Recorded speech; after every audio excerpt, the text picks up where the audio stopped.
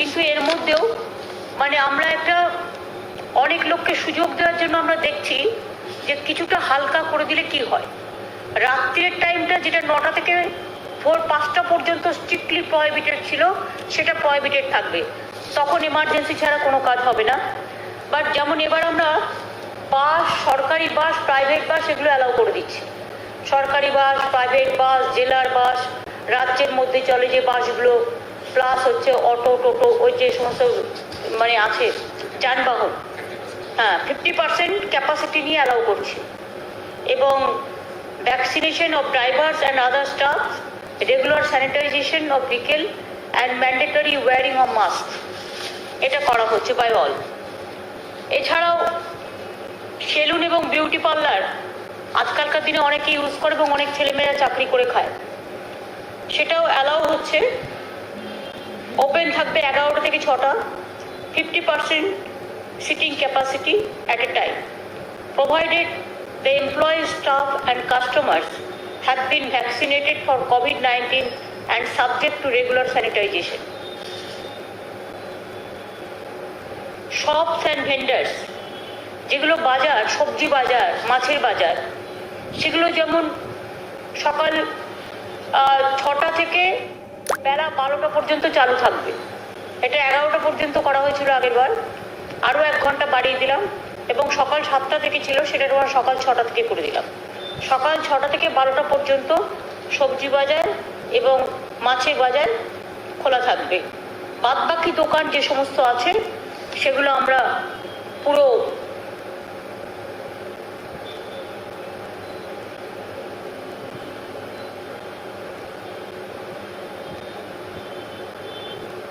বাদবাকি সব দোকান আমরা 11টা থেকে 8টা পর্যন্ত করে দিয়েছি। 11টা থেকে 8টা সব দোকান খুলে দেওয়ার ব্যবস্থা করা হয়েছে। এইগুলোই কনসিডার করা হয়েছে। জিমটাও আমরা কনসিডার করেছি 50%, তাই তো? জিমটা ভুলে গেছে, 50% কনসিডার করা হয়েছে, যেটা 6টা থেকে 10টা আর 4টে থেকে 8টা।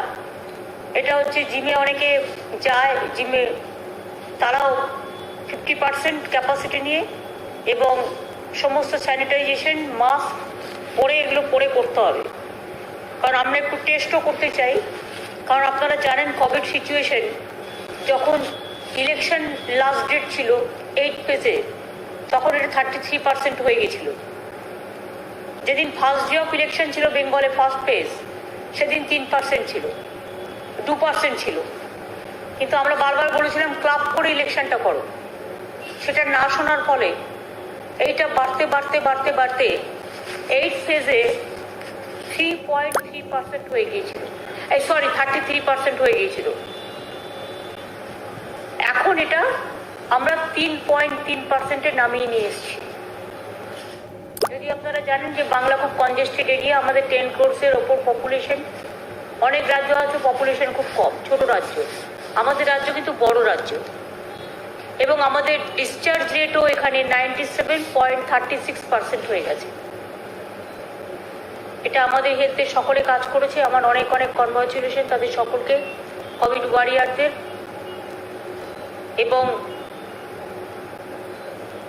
যেটা ডেলি নাম্বার অফ কেসেস ছিল 22,000-এর মতো, 22,000 প্লাস, সেটা কমে এখন 1,800-তে এসছে সারা রাজ্যে।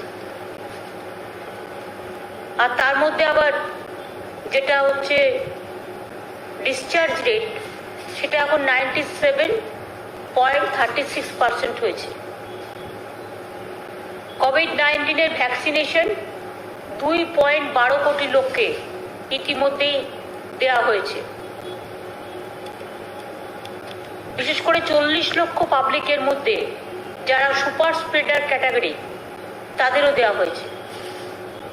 যেমন গাড়ির ড্রাইভার থেকে শুরু করে ডোমেস্টিক কাজের লোকের থেকে শুরু করে একেবারে কেবলে যারা কাজ করে থেকে শুরু করে, প্রিন্টে যারা কাজ করে থেকে শুরু করে, চাষি থেকে শুরু করে ওয়্যার হাউসিংয়ে কাজ করে, তারপরে কিষাণ মান্ডিতে কাজ করে, বাসের ড্রাইভার, অটোর ড্রাইভার, ট্যাক্সির ড্রাইভার, এদের সব দেওয়া হয়েছে।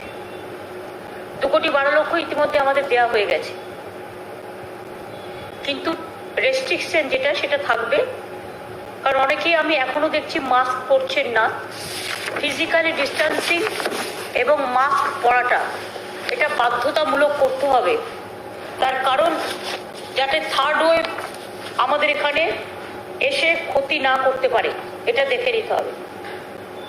আর আমি আপনাদের আগেই বলেছি যে রিটেল শপ টপ এগুলো সব খোলা থাকবে 11 থেকে 8টা, খাবার দোকান থেকে শুরু করে সব। আর private and corporate offices may remain open as per normal working hours from 10 to 4 PM এবং with not more than 50%। Early এটা ছিল 25%, এখন করা হয়েছে 50%। আর এই যে প্রাইভেট কর্পোরেট যারা করবে তাদের কিন্তু ফিজিক্যালি ডিস্টেন্সিং মেনটেন করতে হবে, ভ্যাকসিনেশন করতে হবে, মাস্ক পরতে হবে এবং এমপ্লয়িজদের ট্রান্সপোর্টেশনের ব্যবস্থা তাদেরই করতে হবে। এই অ্যারেঞ্জমেন্টটা গভর্নমেন্ট করবে না। Bank and financial institution May remain open during normal working hours earlier 10 to 2 PM। এখন কি নর্মাল করে দিচ্ছে করে 4টে পর্যন্ত? কেন?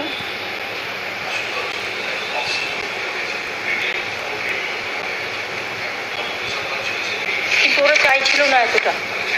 হ্যাঁ, এটা 10 to 2 থাকুক, কারণ একেবারে সব করা যাবে না।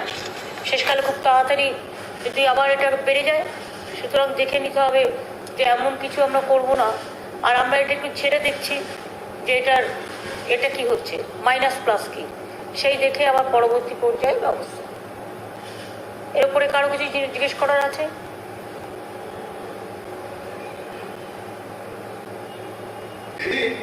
আপনি বাস অটো ইত্যাদি চালানোর কথা বললেন, কিন্তু ট্রেন কি চলবে না? ট্রেনটা যেমন দিয়েছেন। কে বলছেন? আপনি কে বলছেন? কোন চ্যানেল থেকে বলছেন?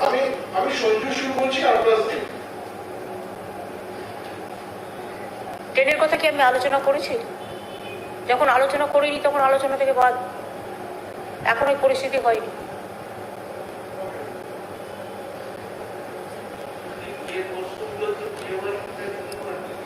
বিয়ের ওই তো 50 দিন পর্যন্ত অ্যালাউ করা হয়েছে, তার বেশি নয়।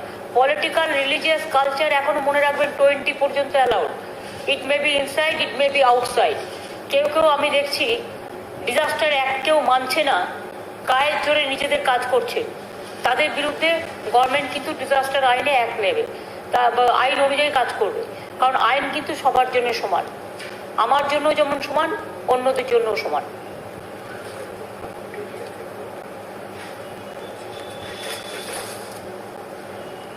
কারণ আপনারা যদি দেখেন লক্ষ্য করে, এই যে আমাদের যে নবান্নর যে অর্ডারটা, নোটিফিকেশনটা, ডেট মানে 14/6/2021 বেরিয়েছিল, তাতে কিন্তু পরিষ্কার লেখা আছে all social, political, cultural, academic, entertainment related gatherings, groupings and congregations shall continue to be prohibited. যার জন্য তৃণমূল কংগ্রেস অফিসে আমার বড় মিটিং ক্যান্সেল করে দিয়ে আমাকে 20 জনকে নিয়ে মিটিং করতে হয়েছিল।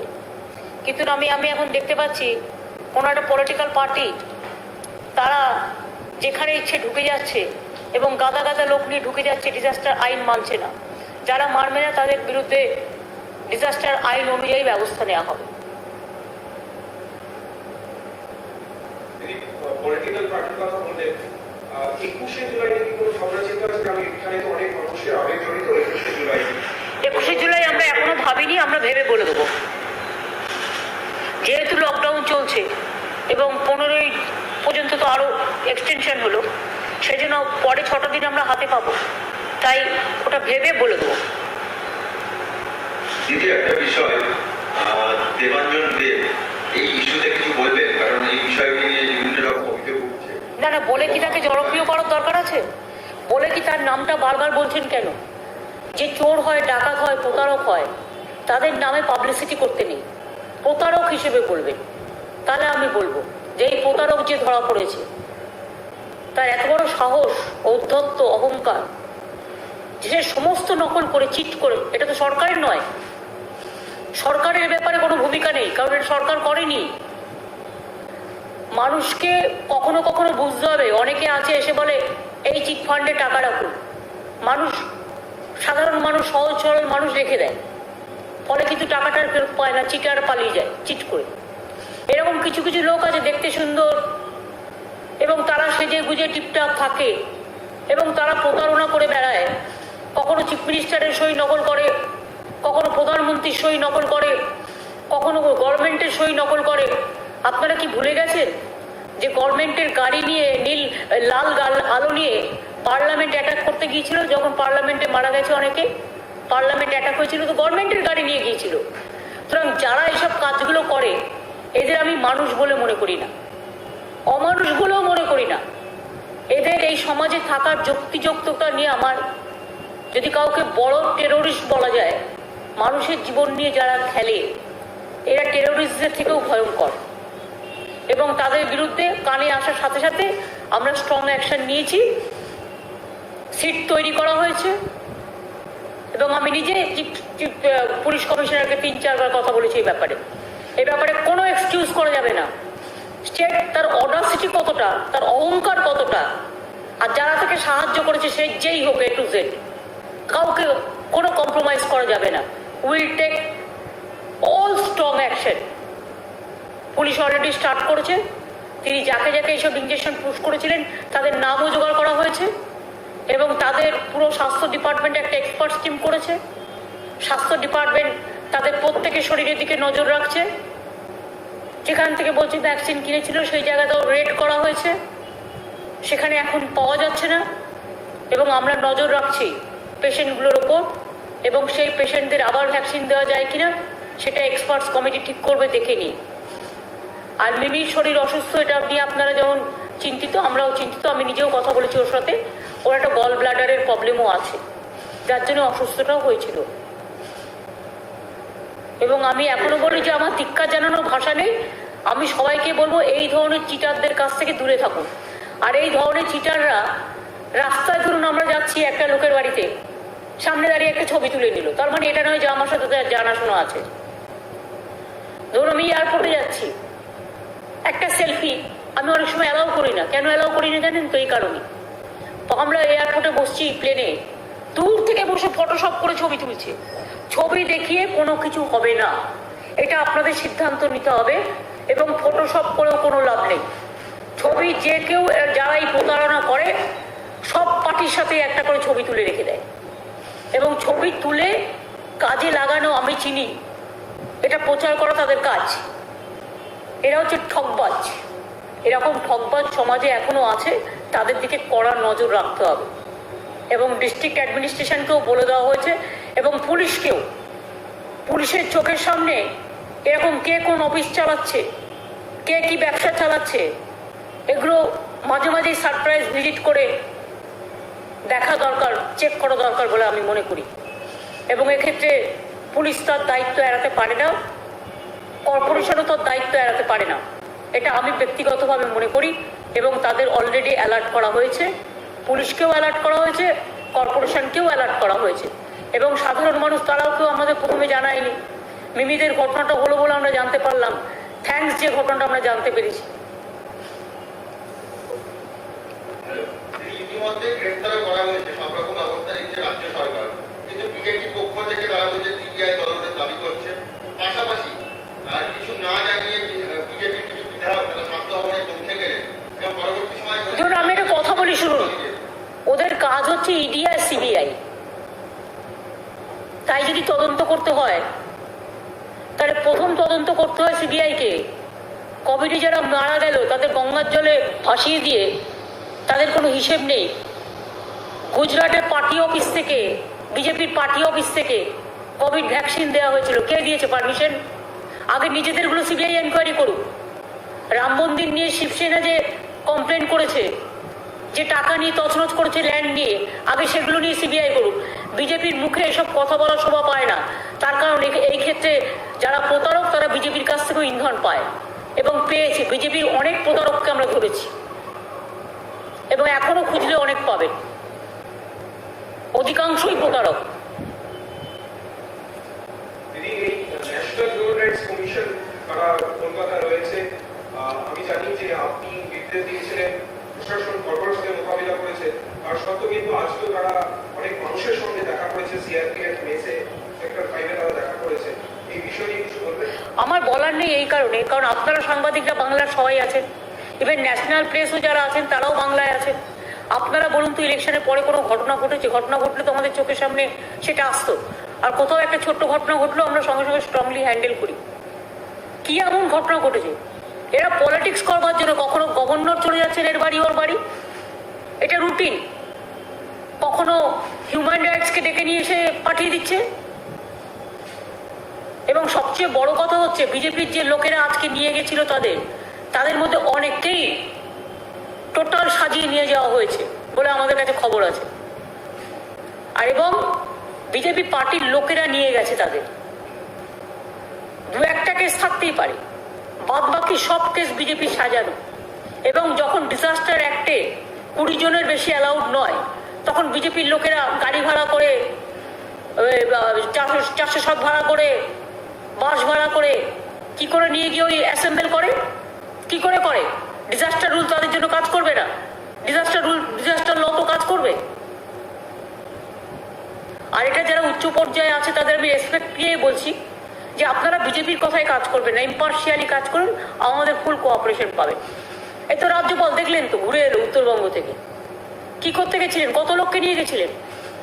আরো আজকে আবার নতুন টিম গেছে উনি চলে আসার পর, কারণ সেখানে আরেকজনকে রেখে দেওয়া হয়েছে। কাদের সাথে মিট করেছেন? বিজেপির এমপি, বিজেপির এমএলএ, বিজেপির ব্লক সভাপতি। এবং কেন তিনি হঠাৎ করে উত্তরবঙ্গ সফরটা বেছে নিলেন? উত্তরবঙ্গকে ভিন্ন ভিন্ন ছিন্ন ছিন্ন করার খেলায় মত্ত হতে। এবং আমি এটাও জানি, আমাকে কেউ কেউ বলেছে, তাদের বলা হয়েছে আন্দোলন গড়ে তোলো। এটা রাজ্যপালের কাজ নয়। আমি সরি, কতকগুলো কর্তব্য, কতকগুলো ভূমিকা থাকা উচিত। আমি এরকম রাজ্যপাল আগে কখনো দেখিনি। তবুও কনস্টিটিউশন, যতদিন থাকবেন দেখা করব, যতদিন থাকবেন কথা বলবো, এটা আমার কাটছি। তবে ওনাকে যাতে সরিয়ে নেওয়া হয় এর জন্য আমি 3টে চিঠি লিখেছি। এটা কেন্দ্রীয় সরকারের ভেবে দেখা উচিত, জেদি না করে। হ্যাঁ বলুন।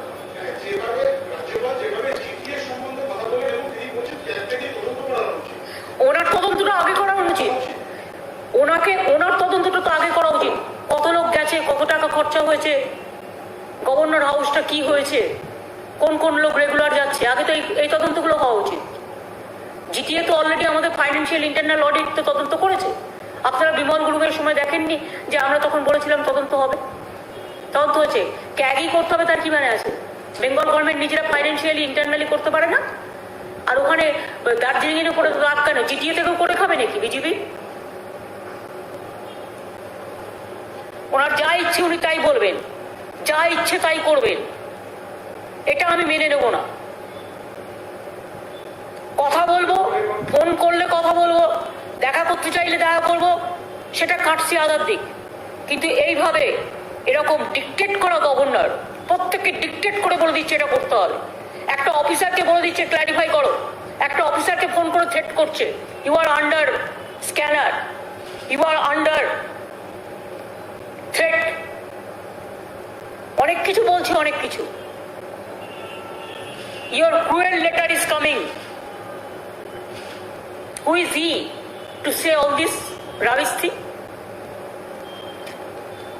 আমি সরি, আমি এতদিন একটি কথা বলিনি, কিন্তু আমি বলতে বাধ্য হলাম।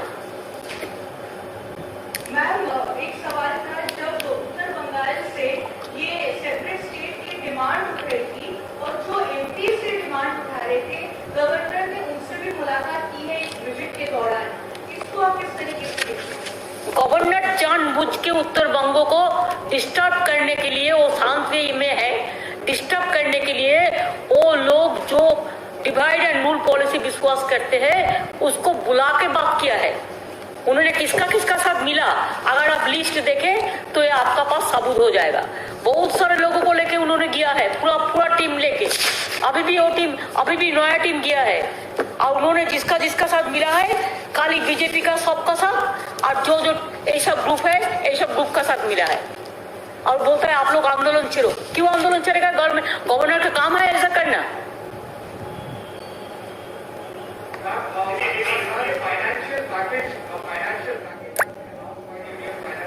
I am not talking anything about it.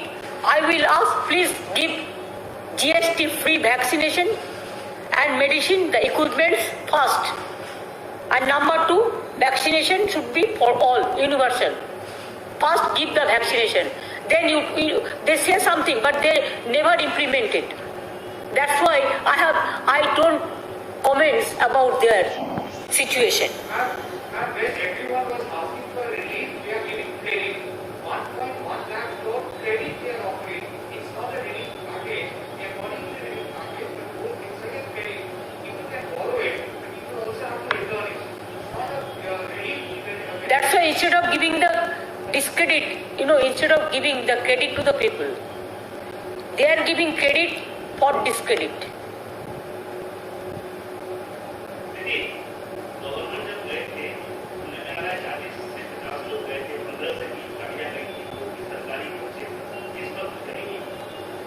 आप लोग तो सांबादिक है, जर्नलिस्ट है, आप ढूंढ के बेर करो ना कौन कौन गया था, क्यों गया था, कहाँ से कहाँ घूमा, कौन कौन आया, फिर आज भी कौन लोग गया, उसको पहले 3 दिन दिल्ली में रह के आया, कितना लोग गया, क्या क्या किया, उधर से गुड़गांव का क्यों गया, पूरा आप लोगों ने छानबीन करके देखो।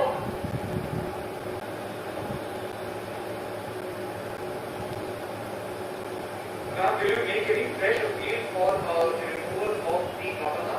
You have written 3 letters in the past. I have already said, and you know why a man, somebody sent me because he was the reporter at that time, the journalist, जो यूपी का case में जिसको खिलाफ में FIR कर दिया, they sent me the details. एक governor का नाम हावड़ा जॉइन केस में भी था, but they have gone to court, cleared it from the court, but again the PIL is been there and it is not finalized. The pending is, the PIL is pending there. What do you want to know more? What do you want to more know? So do you think we will write? He is a corrupted man. He is a corrupted man, I am sorry to say. All corruption oriented man. Why central government will allow a governor like this? Howrah join case में अगर governor का central government का पास पता नहीं है तो मैं कह देती हूँ, आप चार्जशीट निकालिए, वो चार्जशीट में उनका नाम था कि नहीं था। पहले आप कोर्ट को मैनेज किया, उसका बाद फिर कोर्ट केस हुआ, वो कोर्ट केस अभी तक फैसला नहीं हुआ।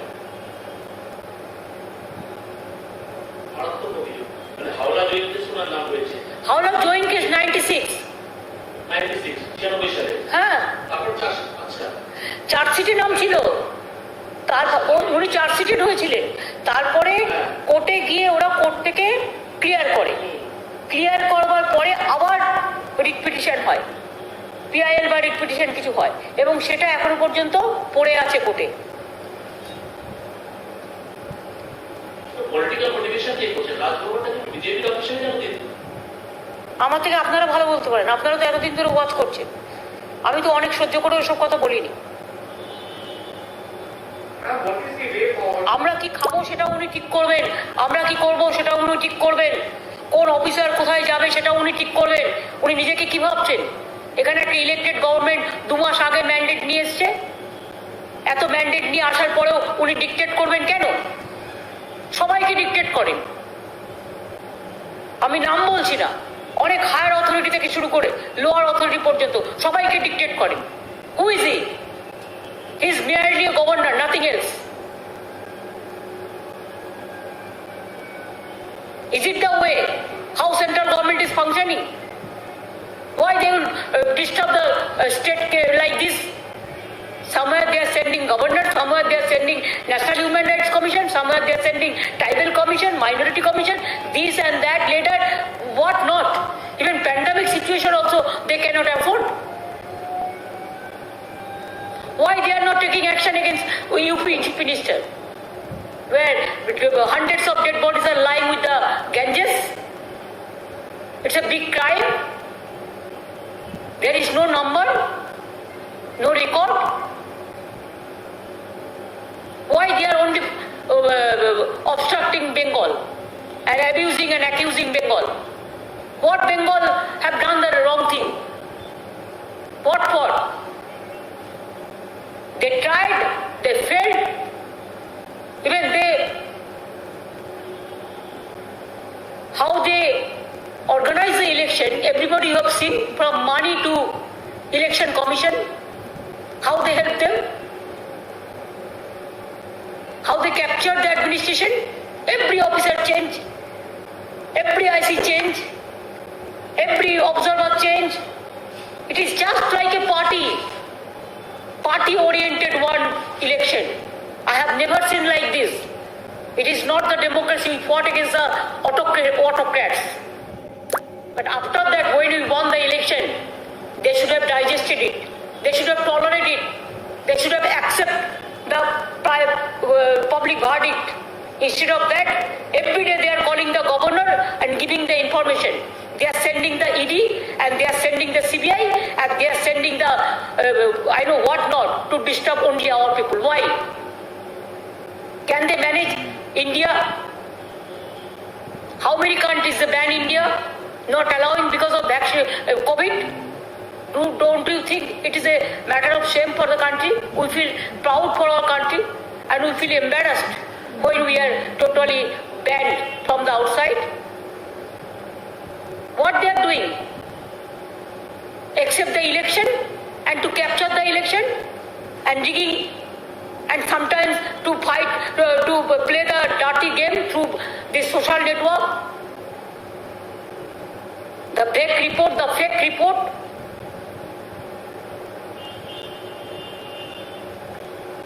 They cannot tolerate a journalist who have written something against of them.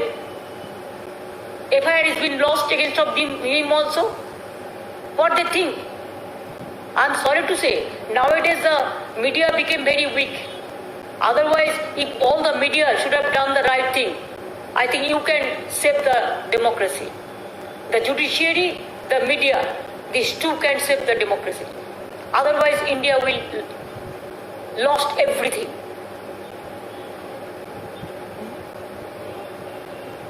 I'm worried for my country.